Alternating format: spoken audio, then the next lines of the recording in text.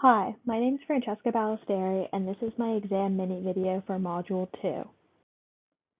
Any of my fellow Harry Potter fans do not need an introduction, but to anyone who's not familiar with the series, this is Buckbeak. He's introduced in Harry Potter and the Prisoner of Azkaban as Hagrid's pet hippogriff.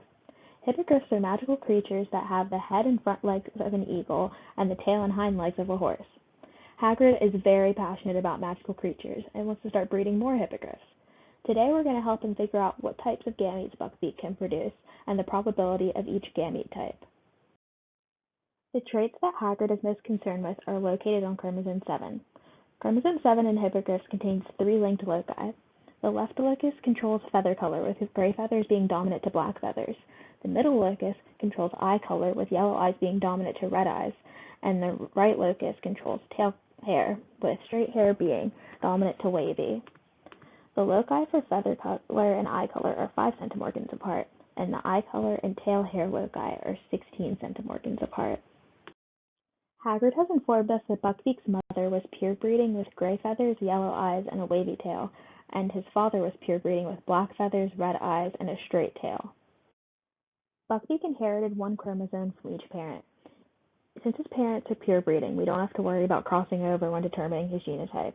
Both parents are homozygous for opposite alleles, making Buckbeak heterozygous for each allele. With this information, we can make a map of Buckbeak's loci, with the alleles inherited from his mother depicted on the top and the ones from his father on the bottom. In this scenario, the coefficient of coincidence, C, equals 0.9. With our map and coefficient of coincidence, we can determine all the possible gamete types that Buckbeak can produce and the probability of those gametes being produced.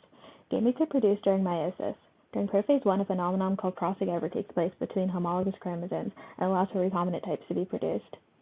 With 3 linked loci, we can have 4 different scenarios: a double crossover, a single crossover at position 1, a single crossover at position 2, and no crossover. The probability that each of the events will occur depends on the distance between the loci and the coefficient of coincidence.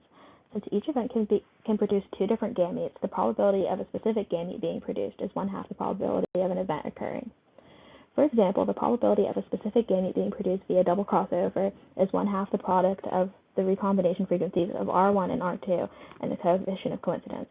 In this case, that would be 1/2 times 0.05 times 0.16 times 0.9 and would equal 0.0036.